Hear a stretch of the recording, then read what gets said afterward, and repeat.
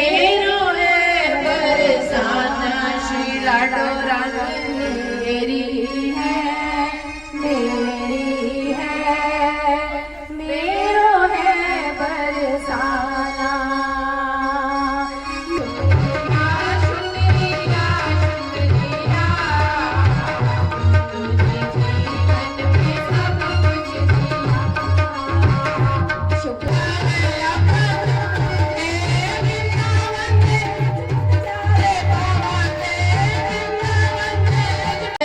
मेरो है बरसाना श्री लाडो रानी मेरी है मेरी है मेरो है बरसाना। अपनो नाम सुदामा। जैसे कहा कि सुदामा नाम बताया तो प्रभु द्वारकाधीश दौड़ करके गए और दौड़ करके जाके भैया सुदामा को गले लगा लिए। बड़े भक्त वत्सल भगवान की जय।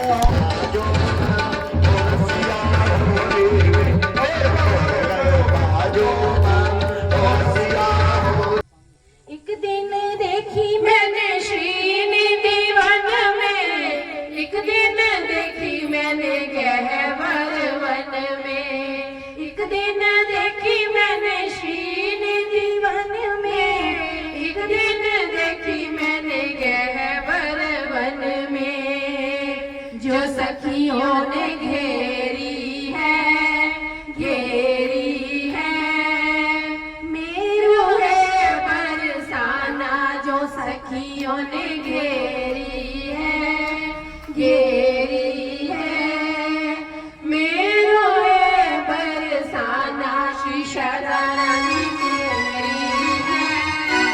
मेरी है मेरो है बरसाना।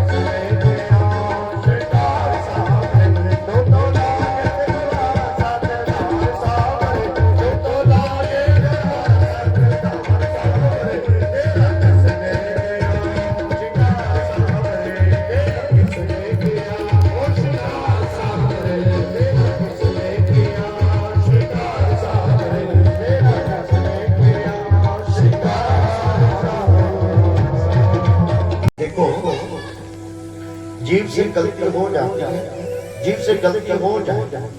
इस दलदल में ये संसार दलदल है। ये शंकराचार्य जी ने भी कहा, ये संसार खलु दुस्तारे कृपया पारे पाही मुरारे। ये संसार खलु, खलु मैंने दलदल, इस दलदल में आए हैं तो फंसेंगे निश्चित है। संसार में आए तो पाप होगा निश्चित है, क्योंकि पाप किसी की गर्दन काटना ही तो पाप नहीं है। पाप बहुत तरह के, दिन रात पृथ्वी पर चलते न जाने को कीड़ा मकोड़ा नीचे आ जाए। कभी किस दृष्टि से पाप है तो कभी वाणी से पाप है, किसी को कटु वाणी बोलना भी पाप है, ये भी एक दंड है। तो अचानक द्वारकाधीश ने देखा कि एक जवान कन्या समाधि में लीन बैठी। तो प्रभु ने उस कन्या देवी से जाके कहा कि आप कौन है, ये समाधि में इस जंगल में क्यों बैठी? तो उस देवी ने कहा कि अहम देवस्या सुवितुर दुहिता पत्यमिच्छति। उसने कहा कि अहम देवस्या सुवितुर दुहिता। उस देवी ने कहा कि मैं सूर्य नारायण की बेटी हूँ, मैं सूर्य नारायण की बेटी हूँ। तो प्रभु ने कहा आप क्यों बैठी? उसने कहा मैं सूर्य नारायण की बेटी, मेरा नाम कालिंदी है। मैं द्वारकाधीश को अपना पति स्वीकार कर चुकी, वो आएंगे तो समाधि छोड़ दूंगी, नहीं तो जीवन पर्यंत यहीं बैठी रहूंगी। प्रभु ने कहा तो आओ, आपकी तपस्या सफल हो गई। तो प्रभु ने कालिंदी का पानी ग्रहण किया। गिनते रहना कितनी शादियां हो गई, शादियां कितनी हो गई प्रभु की? 16,108 करनी है। एक आदमी रही तो समस्या मेरे ही घर में डरेगी। हाँ, क्योंकि पंडित जी जब फेरे करवाते हैं तो कोई गलती हो जाए तो जो बुजुर्ग पास में बैठे होते हैं वो पंडित जी जो कहते हैं अरे आपको कुछ आता ही नहीं है। तो कितनी शादियां हो गई? 4। जय हो। पहली शादी कन्नू रुक्मिणी से, दूसरी शादी जामवंती से, तीसरी शादी सत्यभामा से और चौथी शादी कालिंदी से। 4 शादियां हो गई। 16,108 शादी करेंगे, गिनते रहना। तो जैसे प्रभु ने कालिंदी का पानी ग्रहण किया तो इसी प्रकार राजा है विंद, और विंद राजा की बेटी है मित्रा विंदा। मित्रा विंदा तो चाहती कि मेरा विवाह द्वारकाधीश के साथ हो, लेकिन विंद राजा चाहता है कि बेटी का विवाह दुर्योधन के साथ हो। तो जैसे विंद राजा दुर्योधन के पास अपनी बेटी का रिश्ता लेके गए तो मित्रा विंदा को बहुत मन उदास हुआ। तो मित्रा विंदा ने द्वारकाधीश से समाचार भेजा कि प्रभु आप मुझे स्वीकार करो, आपने स्वीकार नहीं किया तो मैं प्राण त्याग दूंगी। तो प्रभु ने मित्रा विंदा का पानी ग्रहण किया।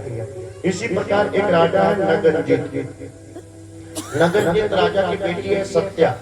तो नगरजित राजा ने एक बार घोषणा की कि जो इस पृथ्वी का राजकुमार परम योद्धा 7 बैलों को एक साथ इकट्ठा जोत लेगा, उसी से मेरी बेटी का विवाह हो।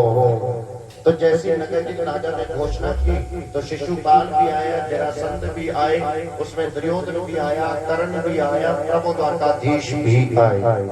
तो द्वारकाधीश जब कोई भी 7 बैल एक साथ जोत नहीं पाए तो मेरे द्वारकाधीश प्रभु ने 7 रूप बनाए और भरी सभा में 7 बैलों को एक साथ इकट्ठा जोत लिया। तो प्रभु ने नगरजित राजा की बेटी सत्या का पानी ग्रहण किया। इसी प्रकार राजा है श्रुतकृति, और इसी श्रुतकृति राजा की बेटी है भद्रा। प्रभु ने भद्रा से पानी ग्रहण किया। इसी प्रकार राजा है प्रेतसेन, और प्रेतसेन राजा की बेटी है लक्ष्मणा। प्रभु ने लक्ष्मणा से विवाह किया। ये प्रभु के 8 विवाह हो गए। ये 8 प्रभु की पटरानियां कहलाए। ये प्रभु की 8 पटरानियां कहलाए। इन 8 का नाम सबको याद होना चाहिए। इन 8 का नाम सबको याद होना चाहिए। यदि ठाकुर के भक्त हो तो, यदि ठाकुर के भक्त हो तो भैया उनकी लक्ष्मणी का नाम भी याद होना चाहिए। 16,108 नाम की याद नहीं है, 8 का जरूर हो। और ये 8 प्रकृति कहलाती है। गीता जब कभी पढ़ोगे तो उसमें ठाकुर ने 8 प्रकार की अपनी प्रकृति अर्जुन को बताई है, और वही 8 प्रकार की प्रकृति ही ठाकुर की लीला करने के लिए अर्धांगिनी बन के प्रकट हुई है। तो कहा गया कि जैसे प्रभु ने 8 विवाह किए तो एक दिन प्रभु द्वारकाधीश के सिंहासन पर बैठे थे कि उसी समय पर जो है नारद जी आए और नारद ने प्रभु को प्रणाम किया और नारद ने कहा प्रभु आप तो प्रसन्न मुद्रा में बैठे लेकिन अभी भी पृथ्वी पापों से मुक्त नहीं हुई। तो प्रभु ने कहा कि अरे नारद जी क्या कहना चाहते हो? तो नारद ने कहा प्रभु प्रयाग ज्योतिषपुर नगर है और प्रयाग ज्योतिषपुर नगर में जो एक दानव है जिसका नाम है भौमासुर। ये भौमासुर जिस भी सुंदर गोपी को देखता है उसका हरण कर लेता है। नारद जी का प्रभु ने जाने कितनी गोपियों का इसने अपने महल में बंदी बना करके रखा है। या तो उसी समय सम्रासुर और मेरे द्वारकाधीश के बीच महान संग्राम हुआ। प्रभु संग्राम करते करते एक ही बात में भौमासुर दानव का भैया नमो नारायण कर दिया। प्रेम से कहिएगा श्री राम। जैसे प्रभु ने दानव का नमो नारायण किया तो प्रभु ने सब गोपियों से कहा कि अरे गोपियों अब तुम आजाद जाओ अपने अपने घर जाओ। तो गोपियों का प्रभु कौन सा घर? तो द्वारकाधीश प्रभु ने कहा गोपी अपने पति के घर जाओ, अपने पिता के घर जाओ, अपने सगे संबंधी अपने भैया ग्रस्त में जाओ। तो गोपियों का प्रभु आपने हमें एक नरक से तो बचाया लेकिन आपने हमें दूसरे नरक में डाल दिया। प्रभु ने अपनी 8 रानियों को बुलाया तो प्रभु ने कहा कि रुक्मिणी से कहा कि रुक्मिणी देख ये गोपियां क्या कह रही है। तो रुक्मिणी ने कहा प्रभु ये ठीक ही तो कह रही है क्योंकि आप एक नाम है रघुपति राम और राजा राम। तो प्रभु ने 16,108 गोपियों का पानी ग्रहण किया। अब प्रभु के विवाह हो गए 16,108। बोली द्वारकाधीश भगवान की, बोली श्रीमद् भागवत महापुराण की। और जैसे प्रभु ने मुझे विश्वास है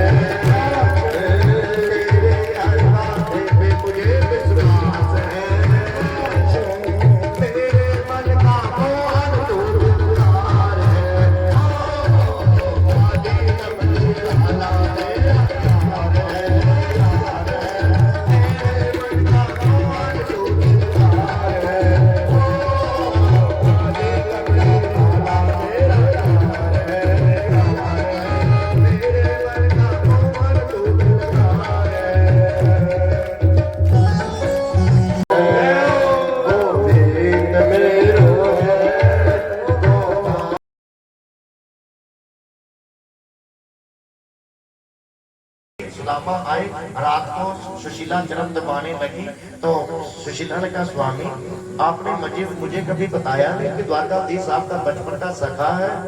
सुदामा ने कहा सुशीला अरे संसार को क्या बताना, ये तो सिर्फ द्वारकाधीश जान जाए कि हम बचपन के सखा हैं, बस इतना ही बहुत है। कहीं वो ना भूल जाए, उसे याद रह जाए, दुनिया याद रखे चाहे ना रखे सुशीला ये कोई बात नहीं। तो सुशीला ने कहा स्वामी जब आपके द्वारकाधीश सखा है तो आप देखो मैं तो आपके साथ सुख दुख सहन करूंगी, लेकिन ये 2 बच्चे मैं एक माँ हूँ, मैं बच्चों को रोते भूख से कैसे देखूं स्वामी। सुशीला ने कहा स्वामी अब जाओ ना द्वारकाधीश के पास। सुदामा ने कहा सुशीला मैंने कभी किसी कुछ मांगा नहीं, मैं मित्र से जाके कैसे मांगू, मैं नहीं जा सकता। सुशीला ने कहा स्वामी आप जाइए, आप मांगना मत कुछ, आप चले जाइए। सुदामा ने कहा कि यदि सुशीला वो मुझसे इतना बड़ा राजकुमार है, यदि वो मुझसे नाम मिला तो मैं आगे से उसे मित्र कैसे कहूँ। सुशीला ने कहा नाम मिला तो आप आ जाओ, चले जाए। आज जय कृष्ण हरे हरे हरे राम राम राम हरे हरे हरे कृष्ण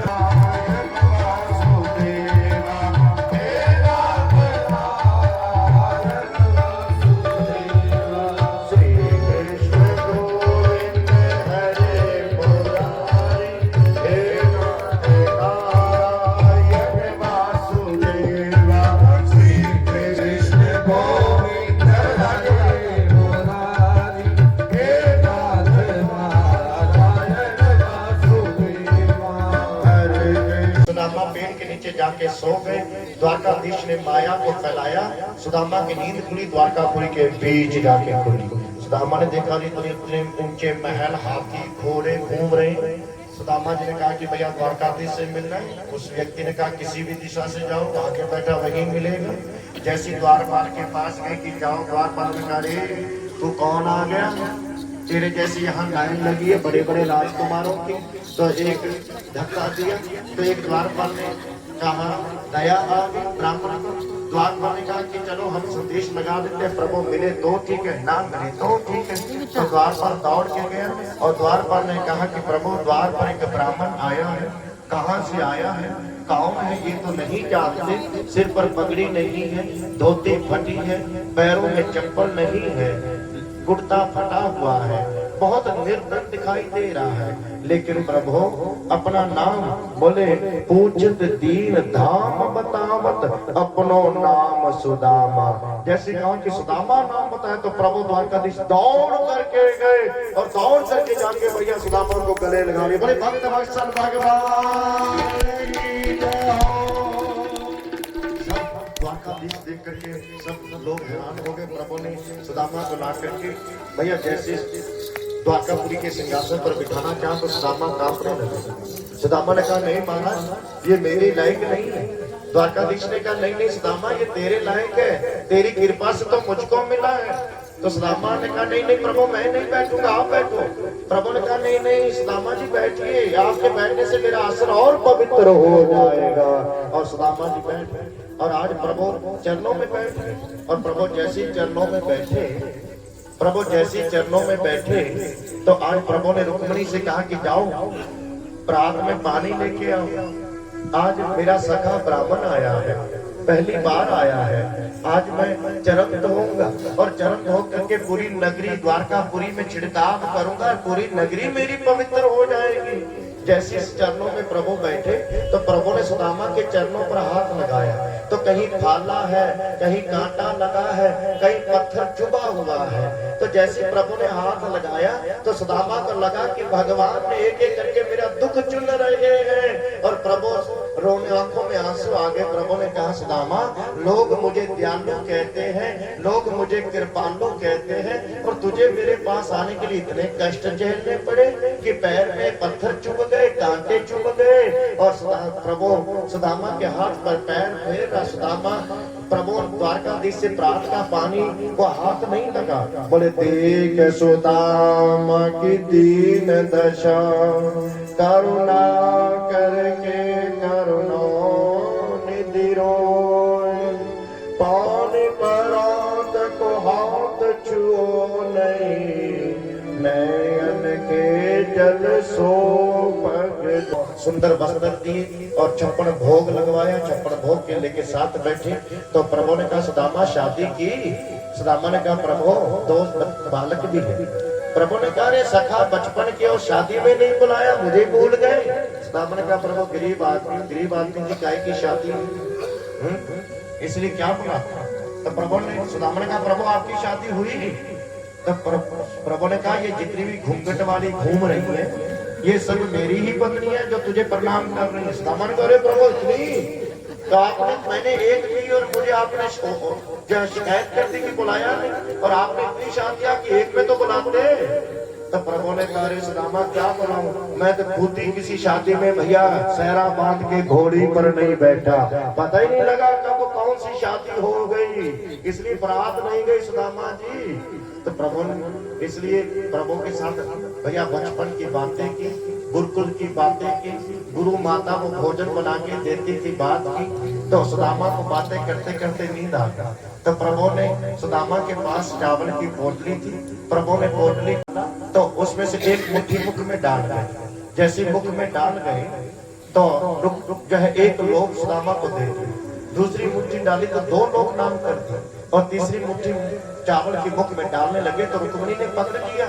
रुक्मिणी ने कहा स्वामी भगत के पीछे इतने भैया आप प्रेम के वश हो जाते हो, अरे हमारा भी तो इतना बड़ा परिवार है, 56 करोड़ प्रभु का परिवार था, 56 करोड़ यदुवंशी थे, 56 करोड़।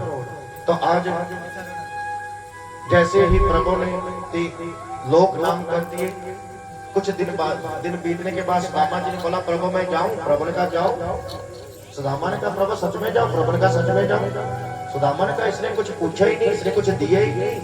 तो जैसे सुदामा चलने लगे तो थोड़ी दूर जाके सुदामा ने कहा प्रभु जाओ। प्रभु ने कहा हाँ सुदामा जाओ। जैसे सुदामा पोरबंदर में पहुंचे तो जहाँ कुटिया थी वहां महल बना पड़ा था। तो सुदामा ने कहा लो लालच बुरी बुला है, कुछ लेने गया था जो पास था वो झोपड़ी भी अब भैया छिन गई। ये तो किसी राजा ने महल बना दिया।